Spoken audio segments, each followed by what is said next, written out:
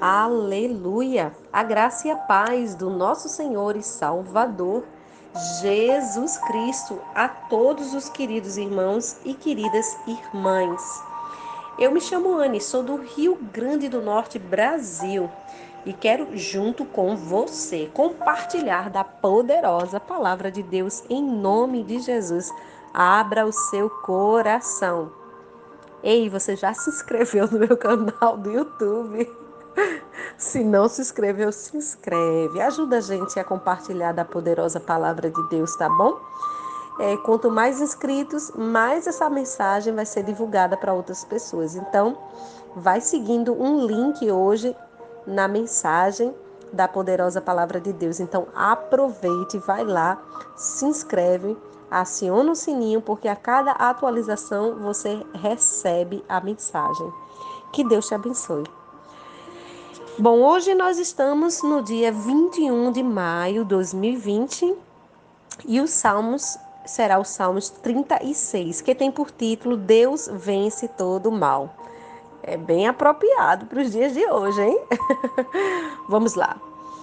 Há em meu íntimo uma palavra do Senhor sobre a maldade dos ímpios.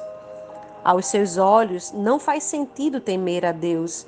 O ímpio é tão arrogante que não percebe e muito menos rejeita seu pecado. Suas palavras maldosas, ardilosas e traiçoeiras.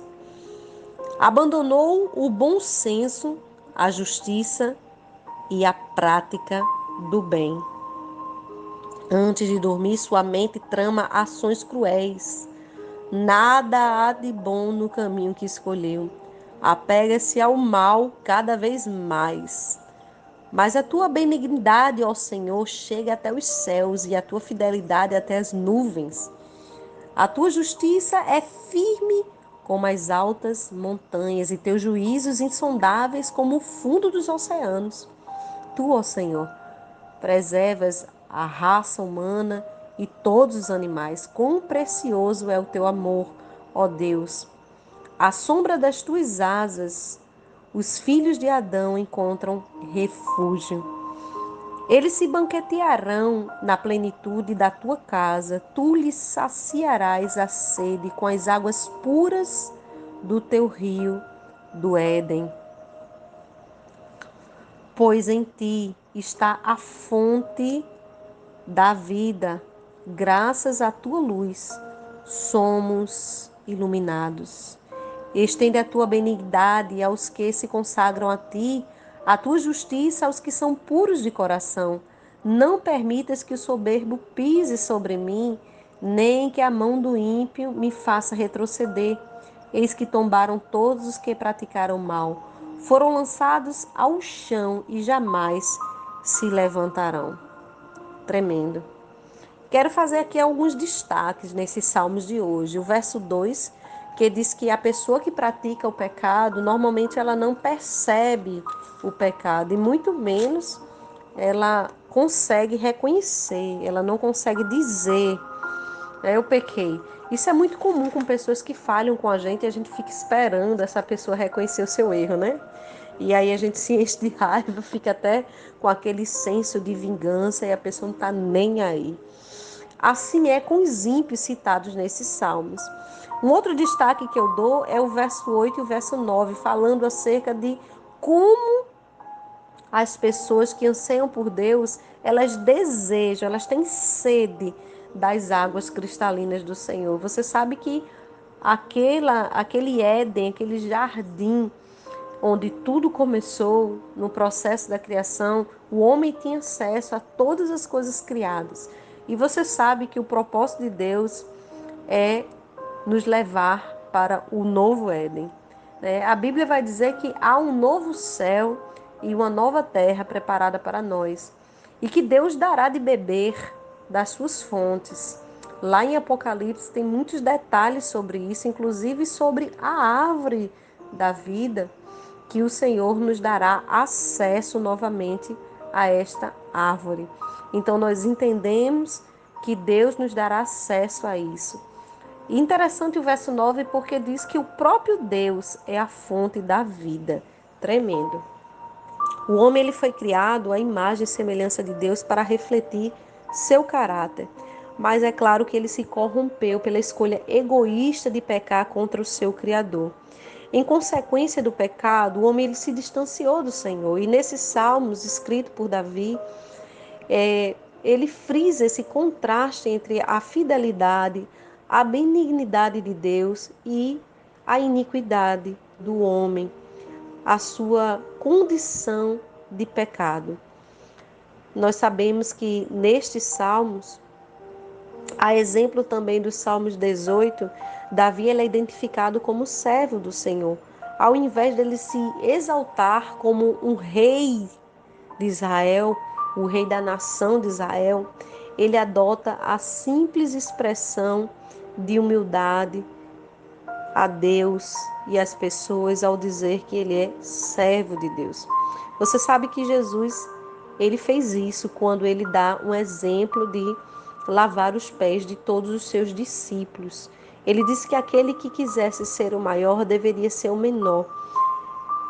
E ele próprio disse que ele não veio para ser servido, mas para servir.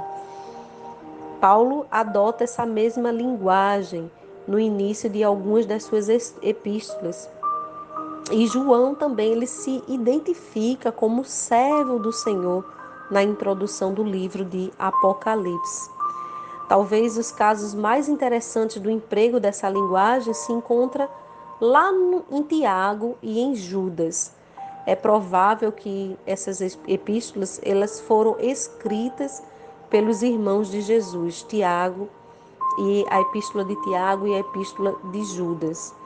E também a gente pode comparar lá com a história de Jesus, a qual estou falando, que se identifica também como aquele que veio para servir, mesmo sendo Deus encarnado. Tremendo.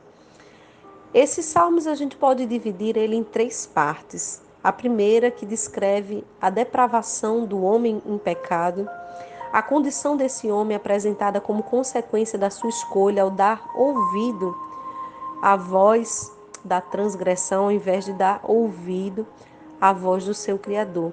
A voz sedutora que o pecado ele oferece. A gente sabe que o pecado ele a priori ele dá prazer, ele faz com que a gente se sinta autorrealizado. Nada melhor do que satisfazer o nosso próprio ego, né? Basta olhar para isso, viver por conta própria, ser livre. Faço o que eu quiser. Por isso que a Bíblia diz: tudo me é lícito, mas nem tudo me convém. Tudo me é lícito, mas eu não posso me deixar dominar por nada. Existe muita gente que é escrava do seu próprio prazer, do prazer sexual, do prazer carnal, enfim, de todos os prazeres que a Bíblia relata. Uma segunda parte aqui fala sobre o louvor das qualidades de Deus, como destaque aqui especial a benignidade do Senhor, né, que é imensurável, como Davi demonstra ao escrever o tamanho dessa benignidade de Deus, como ele diz: a tua benignidade, ó Senhor, chega até os céus e a tua fidelidade até as nuvens, para expressar quanto Deus é bom. E aqui também um outro caráter destacado aqui acerca de Deus, que é a justiça, quando ele diz: a tua justiça é firme como as altas montanhas, né? Os teus juízos tão profundo quanto os abismos, tão insondáveis como os fundos dos oceanos, como ele fala. Mas Davi não apresenta essas qualidades divinas apenas como noções abstratas e fora do alcance do homem. O homem também tem que ter em seu caráter esses atributos divinos. O homem tem que ser bom, o homem tem que ser justo, entende? E o homem também precisa exercer esses atributos divinos na sua vida. O homem tem que ser fiel, né? E aqui ele percebe que Deus tem tudo isso. Então ele percebe também que Deus interage com as suas criaturas e dá proteção a esses homens, justamente pela bondade do Senhor. Amém? Então Deus, se Deus é bom e nós somos filhos dele, também temos que imitar esta bondade. E a terceira parte e última para nós orarmos é o apelo à justiça de Deus que ele faz aqui do verso 10 até o verso 12, quando relata a transgressão do homem, que é incompatível com a justiça e a bondade de Deus. Então o Senhor necessariamente faz distinção entre pessoas que são ímpias e pessoas que são justas. E Davi ele demonstra sua vontade de ser identificado como um servo de Deus que é justo e que por isso pode pedir a proteção contra os seus inimigos. Então, para fazer a separação entre as duas categorias de pessoas, justos e ímpios, Davi inverte a descrição nesse salmo, no verso deste salmo, onde ele fala do coração pecaminoso do homem que evita olhar para Deus, aqui no verso 10. Estende tua benignidade aos que se consagram a ti e a tua justiça aos que são puros de coração. Então Davi ele se alinha com Deus, ele pede a proteção de Deus, porque ele se identifica como puro de coração. Ao mesmo tempo que ele coloca aqui em oposição no verso 12 e no verso 11, o soberbo, o ímpio, que esses vão retroceder, que esses vão tombar, que esses vão cair e não haverá quem os levante. Então, ele está descrevendo aqui essa diferença. Esses salmos, queridos irmãos, é um salmos que vai nos levar hoje a fazer uma oração para que eu e você venhamos a ser ouvidos por Deus, para que eu e você não venhamos a ter o tratamento dessas pessoas insolenes, que não ouvem a voz do Senhor, e que principalmente para que Deus vença todo o mal nas nossas vidas, não só como nessa figura de linguagem adotada por Davi contra os seus inimigos, mas principalmente contra o Covid-19, contra esta terrível pandemia que tem assolado, este inimigo invisível que tem literalmente feito muitos tombarem, justos e ímpios também. Então vamos pedir que Deus vença o mal para nós, quer seja ele fruto de um pecado, quer seja o Covid-19 ou outro mal que esteja assolando contra a sua vida. Eu peço que você dobre os seus joelhos agora, em nome do Senhor Jesus. Em nome do Senhor Jesus. E vamos orar juntos. Pai, em nome de Jesus, nós queremos agora, Espírito Santo, nos colocar diante do teu altar, em teu nome, Jesus, reconhecendo as nossas fragilidades e confirmando a tua palavra que nos faz entender, Senhor, que através de Jesus nós temos o perdão para todo pecado, para toda iniquidade, para toda transgressão. Senhor, nós cremos nessa palavra, que ela é a verdade, e que a tua palavra diz que a salvação não é mérito do homem, é pela graça, que isso não vem de nenhuma obra a fim de que ninguém se glorie, mas que todo homem foi preparado, Senhor, para exercer as boas obras. Ou seja, o teu Espírito precisa transformar-nos, o teu Espírito precisa moldar-nos para que a gente demonstre que realmente a gente foi alcançado pelo teu poder. Portanto, Senhor, aquele que mentia, que não minta mais, aquele que difamava, que caluniava, que não faça mais, porque ele foi transformado, impactado pelo teu Espírito, Pai. Ó Deus, aquele que está em ti é uma nova criação, coisas antigas se passam e tudo se faz novo.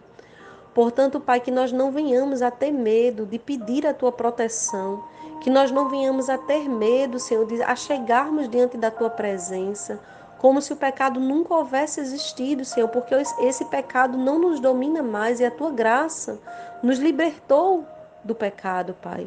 E por isso somos livres diante de ti, Senhor, e podemos clamar ao Senhor na certeza de que o Senhor dá atenção ao nosso clamor, de que o Senhor se inclina para nós. E que o Senhor nos vê como justos, à semelhança do teu Filho amado, por causa da justiça dele, Pai. Assim como Davi, Senhor, que foi um homem falho, mas por causa do entendimento que ele tinha do Senhor, ele alcançou a tua misericórdia. E aqui nós estamos, Pai, pedindo tua proteção sobre o Covid-19 em cada bairro, em cada estado brasileiro, em cada município, em cada nação, Senhor, em cada país. Oh, decana marraçui delerrácia. Que o teu Espírito, Senhor, possa imunizar cada lar, Em nome de Jesus, Senhor, repreender a enfermidade e a morte, em nome de Jesus, Senhor, pelo poder do teu sangue, e reverter este quadro de calamidade, Senhor. Cura-nos, Senhor, pelo teu poder, Pai. Pelo teu poder, Senhor, cura-nos, ó Pai. Nós clamamos a Ti, cura a terra, sara a terra, restaura a nossa terra, Pai. Que venha um tempo de bonança, nós profetizamos esse tempo de bonança. Profetizamos, Senhor, um tempo de prosperidade, um tempo novo sobre a nossa vida, sobre a nossa família, sobre a nossa casa, Pai. Em Teu nome, Jesus, e já cremos, Pai, tomamos posse desta palavra, Pai. Confiamos em Ti, Senhor, não na nossa força, não na nossa inteligência, não na nossa sabedoria, mas a nossa confiança está no Senhor. Por isso, nos refugia neste momento e livra-nos, Senhor. Como Tu nos ensinou na oração do Pai Nosso, livra-nos, ó Pai, de todo o mal. No nome de Jesus. Amém e amém.